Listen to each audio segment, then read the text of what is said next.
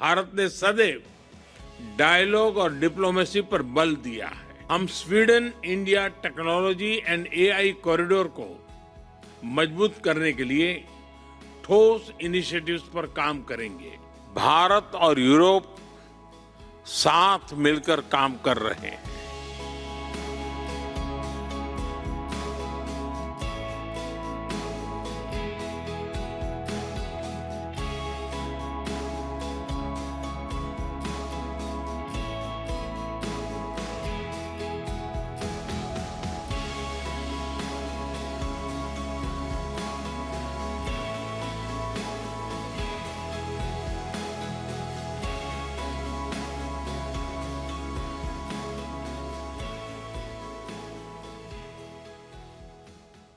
Your Excellency, Prime Minister Krishna,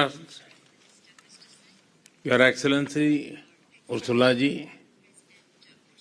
दोनों देशों के डेलीगेट्स, मीडिया के साथियों, नमस्कार। सबसे पहले मैं प्रधानमंत्री कृष्ण से उनके स्नेहपूर्ण स्वागत के लिए हृदय से धन्यवाद करता हूं। कुछ समय पहले मुझे स्वीडन के royal order of the polar star के सर्वोच्च सम्मान से सम्मानित किया गया। ये सिर्फ मेरा सम्मान नहीं है, यह 140 करोड़ भारतवासियों का सम्मान है।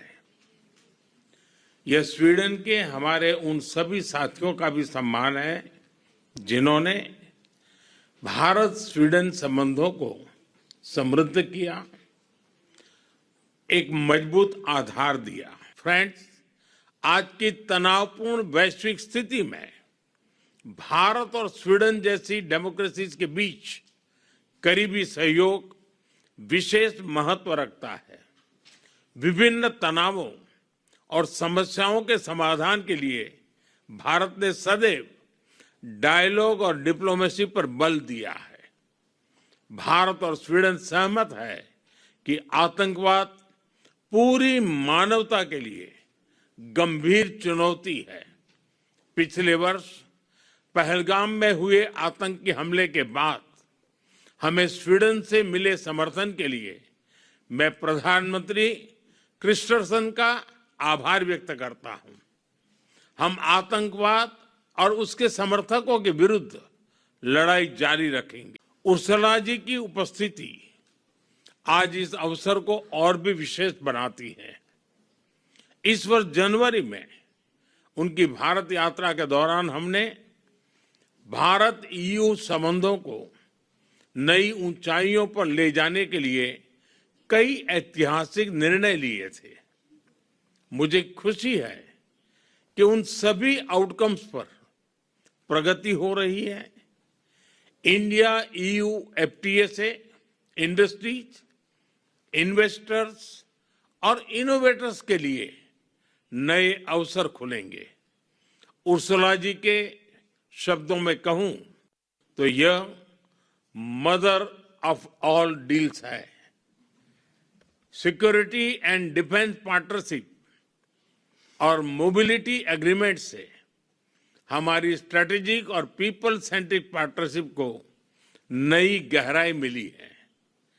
India EU trade and technology council ने हमारी साझेदारी को सशक्त बनाया है। Digital technologies, clean energy, semiconductors, resilient supply chains और इनोवेशन में हम मिलकर काम कर रहे हैं। भारत और यूरोप के बीच पॉलिटिकल, इकोनॉमिक और स्ट्रेटेजिक कन्वर्जेंस पूरे विश्व में शांति और स्थिरता के लिए महत्वपूर्ण है। गोथनबर्ग में आना मेरी यात्रा को विशेष अर्थ देता है। फ्रेंड्स, भारत और स्वीडन के संबंध लोकतांत्रिक मूल्यों, रूल ऑफ लॉ और ह्यूमन सेंट्रिक डेवलपमेंट की मजबूत नींव पर आधारित है। हम दोनों इनोवेशन को विकास का माध्यम मानते हैं,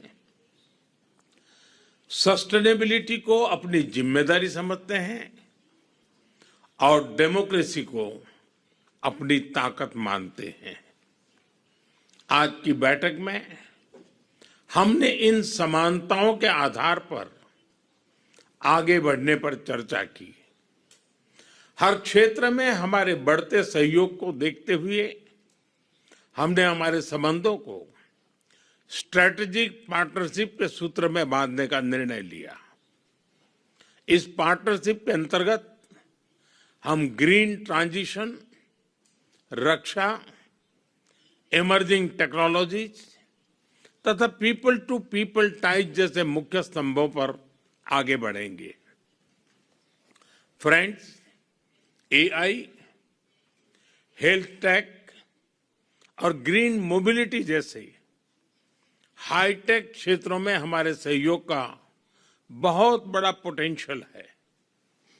इस वर्ष भारत में आयोजित एआई इम्पैक्ट समिट में स्वीडन से एक बड़ी बिजनेस डेलीगेशन ने भाग लिया। हम Sweden India technology and AI corridor को मजबूत करने के लिए ठोस इनिशिएटिव्स पर काम करेंगे। दोनों देशों के स्टार्टअप्स और रिसर्च इकोसिस्टम्स के बीच संपर्क बढ़ाने के लिए हम India Sweden science and technology centre बनाने जा रहे हैं। क्लाइमेट चेंज और सस्टेनेबिलिटी, इस पर भी भारत और स्वीडन की सोच में स्ट्रांग कन्वर्जेंस है। Leadership group for industry transition यानी लीड आईटी हमारा साझा ग्लोबल इनिशिएटिव है, जिसके अंतर्गत हम लो कार्बन इंडस्ट्रियल ट्रांसफॉर्मेशन पर बल दे रहे हैं। आज हमने इसके तीसरे चरण पर काम करने का निर्णय लिया। भारत में ग्रीन हाइड्रोजन, सर्कुलर इकोनॉमी और सस्टेनेबल इंफ्रास्ट्रक्चर पर बड़े पैमाने पर काम किया जा रहा है। हम स्वीडन की टेक्नोलॉजी और भारत के स्केल को मिलाकर पूरे विश्व के लिए क्लाइमेट सॉल्यूशंस तैयार कर सकते हैं।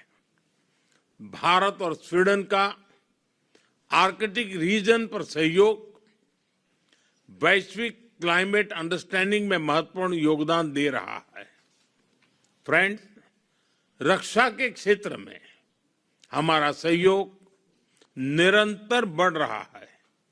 स्वीडन की कंपनियों द्वारा भारत में प्रोडक्शन फैसिलिटीज बनाया जाना इस बात का प्रमाण है कि हम बायर सेलर रिलेशनशिप से आगे बढ़कर लॉन्ग टर्म इंडस्ट्रियल पार्टनरशिप की ओर बढ़ रहे हैं।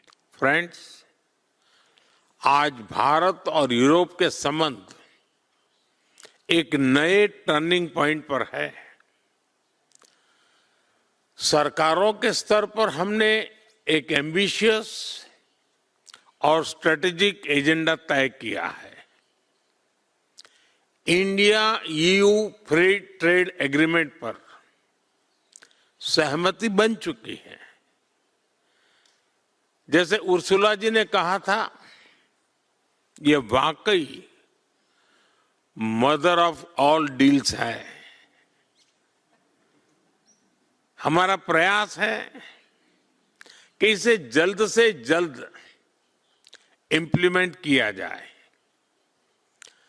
सिक्योरिटी एंड डिफेंस पार्टनरशिप तथा मोबिलिटी एग्रीमेंट ने भी हमारे सहयोग को नई दिशा दी है। India EU trade and technology council ने हमारी साझेदारी को नई इंस्टीट्यूशनल स्ट्रेंथ दी है। डिजिटल टेक्नोलॉजीज, सप्लाई चेन्स और इनोवेशन, इन सभी क्षेत्रों में भारत और यूरोप साथ मिलकर काम कर रहे हैं। India middle east Europe economic corridor जैसे ऐतिहासिक इनिशिएटिव्स कनेक्टिविटी और इकोनॉमिक इंटीग्रेशन को नई गति दे रहे हैं। ग्रीन ट्रांजिशन और सस्टेनेबल ग्रोथ को लेकर हमारी सोच और प्राथमिकताएं समान है। यानी बिग पिक्चर देखें तो हमारे बीच गहरा पॉलिटिकल, इकोनॉमिक और स्ट्रेटेजिक कन्वर्जेंस है। India and Europe are strategic partners for a balanced, secure and sustainable world. लेकिन फ्रेंड्स, सरकारें केवल फ्रेमवर्क सपोर्ट और पॉलिसी डायरेक्शन दे सकती हैं। जमीनी स्तर पर असली बदलाव आप सभी के प्रयासों से ही संभव रहेगा। इसलिए आज मैं आपको भारत के साथ मिलकर काम करने के लिए आमंत्रित करने के लिए आया हूं। फास्टेस्ट ग्रोइंग मेजर इकोनॉमी के रूप में भारत आज एक नए आत्मविश्वास के साथ आगे बढ़ रहा है। भारत 140 करोड़ लोगों की आकांक्षाओं का देश है। हमारी young population, expanding middle class और इंफ्रास्ट्रक्चर एक्सपांशन भारत की ग्रोथ को नई गति दे रहे हैं। पिछले 12 वर्षों में भारत रिफॉर्म, परफॉर्म और ट्रांसफॉर्म के मूल मंत्र पर चला है और सरकार की पॉलिटिकल विल से यह रिफॉर्म एक्सप्रेस फुल स्पीड पर आगे बढ़ रही है। गुड एंड सर्विसेज टैक्स ने भारत को one nation one tax one market की दिशा में आगे बढ़ाया। इंसॉल्वेंसी एंड बैंक्रप्सी कोड से बिजनेस कल्चर में अकाउंटेबिलिटी आई। कॉरपोरेट टैक्स रिफॉर्म्स ने मैन्युफैक्चरिंग को कॉम्पिटिटिव बनाया। लेबर कोड्स ने कंप्लायंस को सरल और ट्रांसपेरेंट बनाने की दिशा दी। एफडीआई रिफॉर्म्स ने अनेक सेक्टर को ग्लोबल कैपिटल के लिए खोला है। पीएलआई स्कीम्स ने electronics, pharma, auto components, solar modules, telecom, textiles जैसे कई सेक्टर्स में मैन्युफैक्चरिंग मोमेंटम बनाया। हमने कंप्लायंसेस का बोझ कम किया है। हजारों आउटडेटेड रेगुलेशन समाप्त किए हैं। ईज ऑफ डूइंग बिजनेस को गवर्नेंस का हिस्सा बनाया है। डिजिटल इंडिया ने पब्लिक सर्विसेज को अधिक ट्रांसपेरेंट, एफिशिएंट और एक्सेसिबल बनाया है। भारत में आज दुनिया का तीसरा सबसे बड़ा स्टार्टअप इकोसिस्टम है।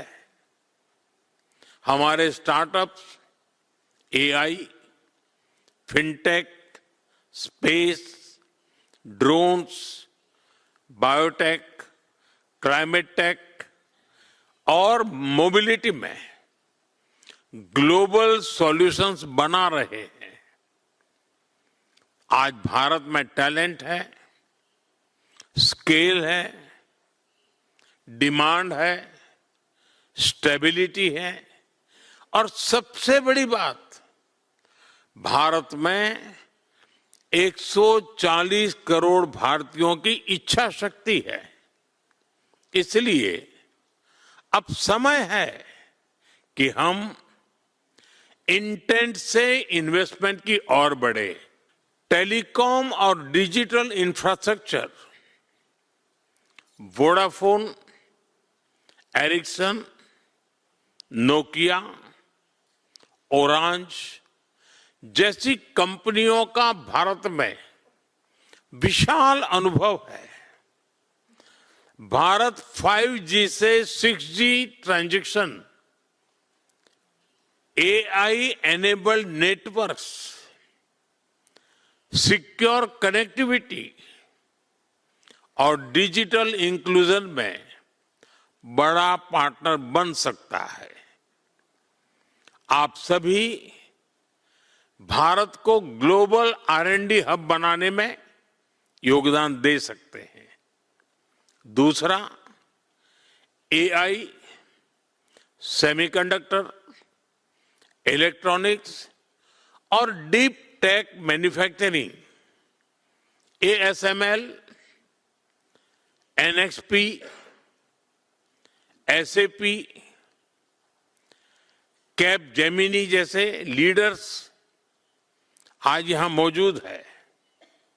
मैं आपको भारत के तेजी से विकसित हो रहे end to end technology ecosystem का भागीदार बनने के लिए आमंत्रित करता हूं।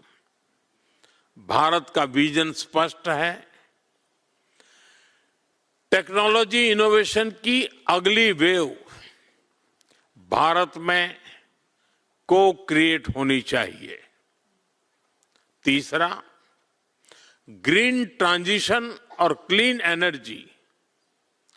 अनिश्चित ग्लोबल एनवायरनमेंट में भारत एनर्जी सिक्योरिटी और क्लीन एनर्जी कैपेसिटी को मजबूत करने पर फोकस कर रहा है।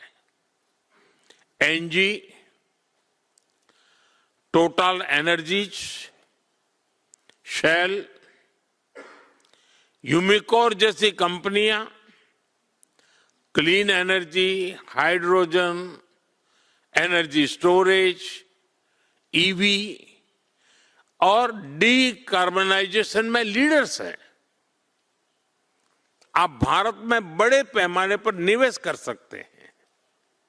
चौथा, इंफ्रास्ट्रक्चर, मोबिलिटी और urban transformation. Volvo, Maersk, Airbus, साब, आर्सेलर मित्तल और हाइडेलबर्ग, इन सबके एक्सपर्टाइज भारत के ट्रांसफॉर्मेशन से सीधे जुड़ती है। Sustainable cement, green steel, mobility, logistics, aerospace, defence, इन क्षेत्रों में भारत और यूरोप की पार्टनरशिप वर्ल्ड क्लास आउटकम्स दे सकती है। पांचवा, हेल्थ केयर और life science. AstraZeneca, Roche, Merck, Philips, Nestle और यूनिलीवर जैसी कंपनियों का भारत में पुराना संबंध रहा है। अब हमें इस पार्टनरशिप को नेक्स्ट लेवल पर ले जाना चाहिए। Vaccines, cancer care, digital health, nutrition और मेडिकल डिवाइसेस में बहुत बड़ा स्कोप है। आप design for India, make in India and export from India के मॉडल पर आगे बढ़ सकते हैं। समय की सीमा के कारण मैं यहां उपस्थित सभी कंपनियों का नाम नहीं ले सका, लेकिन भारत के अवसर सभी के लिए हैं और मेरा निमंत्रण भी आप सभी के लिए है।